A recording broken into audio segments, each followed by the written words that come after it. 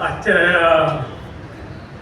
साहित्य संमेलनाचे अध्यक्ष माझे फार जुने मित्र सायमन मार्टिन, कारण यांच्याकडे मी वर्षातून एकदा तरी जात असे. ज्यावेळी फादर जिवंत होते आणि ते साहित्य संमेलनाचे अध्यक्ष पण झाले होते, फ्रान्सिस लिब्रेटो. त्यांचा आणि माझा फार स्नेह होता आणि वर्षातून एकदा तरी मी त्यांच्याकडे जात असे आणि निदान 2 व्याख्यानं देत असे. त्यावेळी सायमन भेटत असे आणि मी माझ्या आयुष्यात पहिल्यांदा केळीच्या पानामध्ये भरलेला पॉपलेट खाण्याचं भाग्य मला सायमनच्या घरी मिळालं. तर सायमन हा एक अतिशय जवळचा मित्र आहे आणि तो अध्यक्ष झाला हे ऐकून मला अतिशय आनंद झालेला आहे. तर आपल्या सर्वांच्या वतीनं मी त्याचं अभिनंदन करतो आणि ईश्वराकडे प्रार्थना करतो की त्याला आयुरारोग्य लाभो, आयुष्यभर सुखी राहो. मित्रांनो, साहित्य म्हणजे असतं तरी काय आपण जे बोलतो ते साहित्य असतं, आपण जो विचार करतो ते साहित्य असतं. साहित्याची अशी कोणी व्याख्या अद्याप केलेली नाही. जगातले सगळे साहित्य कंटाळून गेले पण त्यांना साहित्याची व्याख्या करता आली नाही.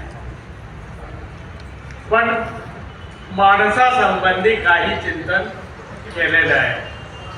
मी पण माणसासंबंधी चिंतन केलेलं आहे आणि माणसावर 4 ग्रंथ लिहिलेले आहे.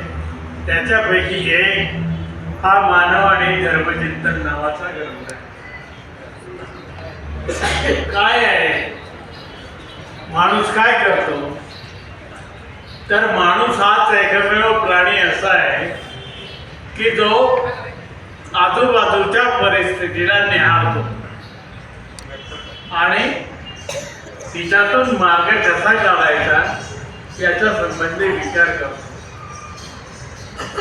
कारण जसं बायबलमध्ये सांगितलेलं आहे की माणसाला पृथ्वीवर पाठवून दिलं याचं कारण त्याने जे काय पाप वगैरे केलेलं असेल त्याचं सगळं त्याला इथे फेडावं लागणार आहे आणि ते सगळं फेडतोय. आपण सगळे फेडतो आहात. कारण जगण्यासाठी आवश्यक असणाऱ्या सर्व गोष्टी मिळवणं ही अतिशय अवघड अशी गोष्ट आहे.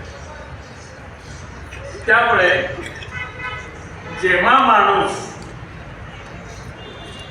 या विश्वाला समजावून घेण्याचा प्रयत्न करतो त्याच वेळी तो खऱ्या अर्थानं माणूस होतो, नाहीतर तो पशु पातळीवरच जीवन जगतो.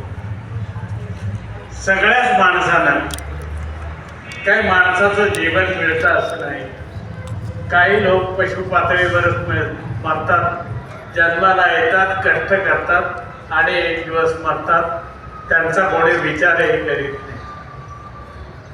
परंतु अशी काही माणसं असतात की जे नुसते जगत नाही तर ते इतरांना पण जगण्याची प्रेरणा देतात आणि ती प्रेरणा त्यांना कधी जीससकडून मिळत असते, कधी बुद्धाकडून मिळत असते, कधी आणखीन कोणाकडून मिळत असते. पण माणूस हा त्याचा विचार करणारा प्राणी आहे.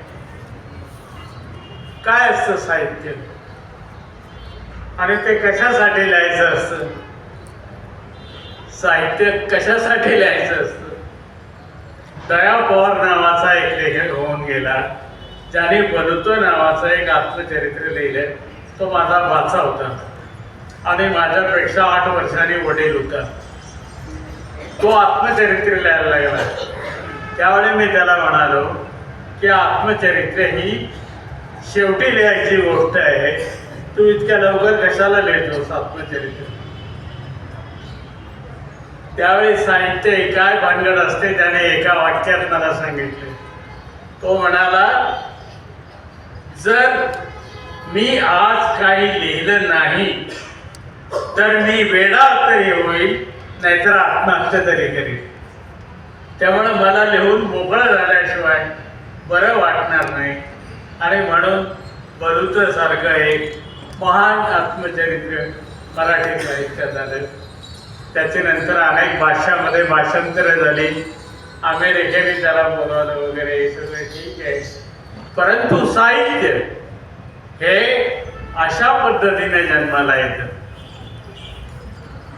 साहित्य जन्माला येण्याचं दुसरं अतिशय महत्वाचं कारण असं की माणूस या जगाला दोन पद्धतीने समजावून घेण्याचा प्रयत्न करतो.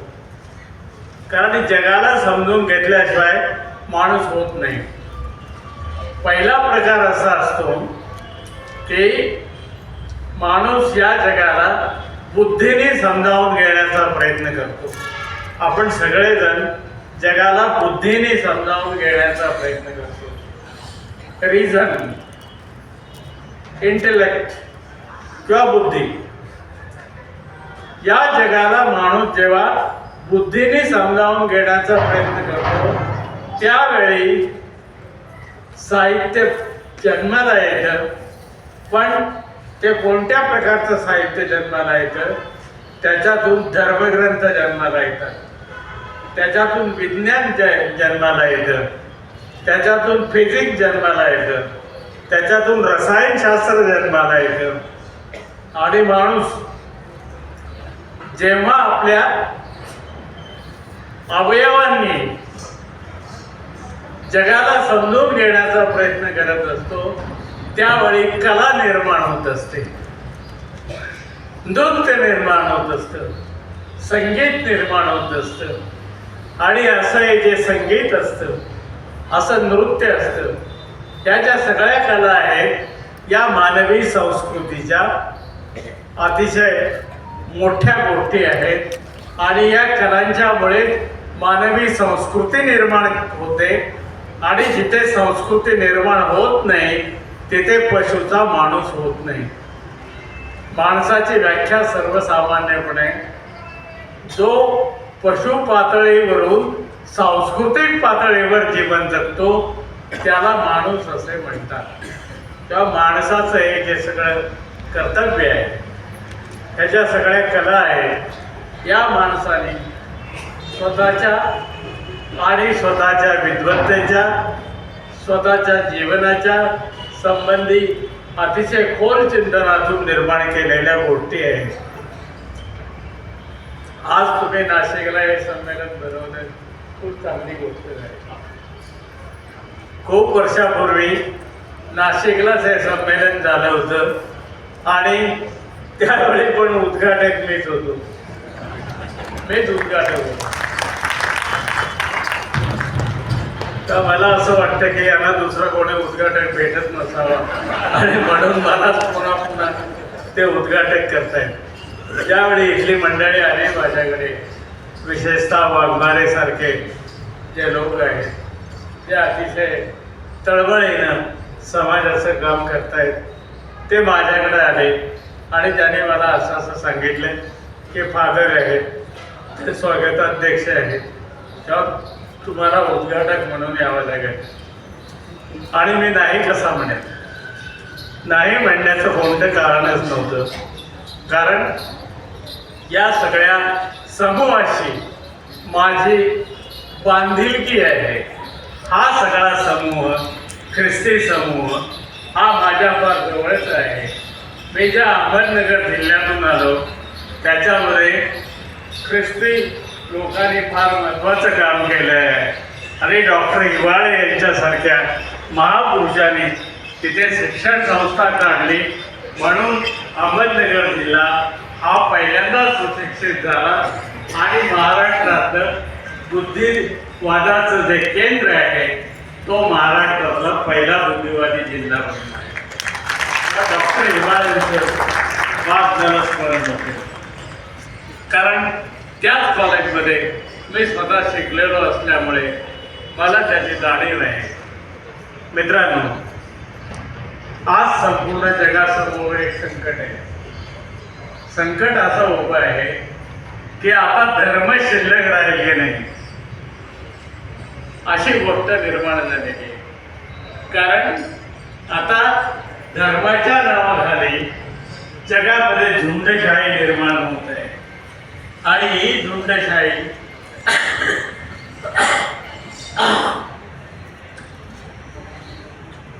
नुसते धर्मालाच नष्ट करणारे नाही तर संपूर्ण मानव जातीला नष्ट करण्याची शक्यता आहे. या आजचं जागतिक वातावरण बघितल्यानंतर तुमच्या लक्षात येतं. आजच्या जागतिक वातावरणामध्ये तुम्हाला असं दिसतं की माणसाला तारणारा असा आता कोणीही राहिलेला नाही. आणि ज्या देशामध्ये भांडवलशाही आहे त्या देशामध्ये माणसं स्वतःसाठी प्रचंड पैसा कमावण्याच्या मागे राहिलेले आहे आणि सगळी मानवी मूल्य पायाखाली तुडवीत आहे. जगामध्ये असाच एक धर्म उपदेशक निर्माण झाला ज्याला आपण सगळे त्याचा पुत्र मानतो. त्याने माणसाच्या मनामध्ये पहिल्यांदा जगातल्या माणसाच्या मनामध्ये इतरांच्या बद्दल करुणा दिली. आणि ही करुणा नसते आज समाजामध्ये तर ही सगळी माणसं एकमेकांचा मुर्दा पडायला तयार झाली असते. आणि म्हणून जिजसचे या मानवावर मानवी जीवनावर अतिशय उपकार आहे, या जगावर अतिशय उपकार आहे की त्यांनी इथे माणसाच्या कत्तली होऊ दिल्या नाही. आज भारतामध्ये काय परिस्थिती आहे मी असं पाहतो की ख्रिस्ती समाजामध्ये एकतर खूप सदन लोक आहेत, श्रीमंत लोक आहेत, बऱ्यापैकी नोकरदार आहेत किंवा एक खूप गरीब आहे. इथं मध्यम वर्ग नावाची जी गोष्ट आहे ती ख्रिस्ती समाजामध्ये फार कमी आहे. आणि याचा परिणाम असा झालेला आहे की ख्रिस्ती समाज हा सर्वसामान्यपणे कमी शिकलेल्या अशिक्षित लोकांना जवळ घेण्याचं काम करतोय. ही सगळ्यात आनंदाची गोष्ट आहे. आज भारतामध्ये सर्वच धर्मावर संकट आलेलं आहे. एक धर्म कुठला तरी घेऊन मग ते हिंदुत्व असेल त्याला काही नाव द्या, तो हिंदू धर्म असेल किंवा त्याला आणखीन काही नाव द्या. हिंदू धर्म हा कशावर उभा आहे हे आपल्याला माहिती आहे आणि हिंदुत्व हे कशावर उभं आहे हे आपल्याला माहिती आहे. मी हिंदुत्व आणि हिंदू धर्मावरती 2 ग्रंथ लिहिलेले आहेत. तेव्हा या हिंदुत्वामुळे आज भारतामध्ये पुन्हा एकदा एकमेकांच्या विरोधात उभे राहण्याची गोष्ट आलेली आहे. परवाचंच उदाहरण जर तुम्ही घेतलं तर चर्चमध्ये चर्चच्या समोर ज्या गोष्टी झाल्या आणि सांता क्लॉजला ज्या पद्धतीनं पाडलं तिथल्या हिंदुत्ववादी म्हणवणाऱ्या स्वतःला हिंदुत्ववादी म्हणवणाऱ्या लोकांनी, त्यामुळे भारताची प्रतिमा संपूर्ण जगात वाईट झालेली आहे. ही प्रतिमा सुधारण्याचं काम आपल्या सर्वांना करायचं आहे. कारण ही जबाबदारी येशूनं आपल्यावर टाकलेली आहे, आपल्या खांद्यावर टाकलेली आहे. तेव्हा ही जबाबदारी आपण पार पाडूया आणि त्याचबरोबर येशूंच्या विचाराचा व्यवस्थित प्रचार करूया. त्याच्यामध्ये कोणत्याही प्रकारचा फार भावनात्मक विषय आणू नका. तो बुद्धीने समजावून घ्या, तो शरीराने समजावून घ्या ज्ञानेंद्रियाने समजावून घ्या आणि या संपूर्ण देशाला एकदा प्रबोधनाच्या लाटेत घेऊन या अशी या संमेलनाच्या निमित्ताने आपल्याला विनंती करतो. आणि अशाच प्रकारचे संमेलन भारतभर व्हावे आणि भारतभर ज्यावेळी अशा प्रकारचे संमेलनं होतील त्यावेळी भारतीय माणसाला येशू काय आहे हे नीट कळेल. कारण आपल्या देशामध्ये दुसऱ्या धर्माच्या बद्दल अपप्रचारच केला जातो. त्याच्याबद्दल सत्य काय आहे हे कोणी सांगत नाही. हे सांगण्याचं काम आपल्या सगळ्यांना करावं लागेल आणि हे काम आपण उत्तम प्रकारे कराल असं मला वाटतं. पुन्हा एकदा सायमनचं मी हार्दिक अभिनंदन करतो आणि या संमेलनाचं उद्घाटन झालं असं जाहीर करतो. जय हिंद.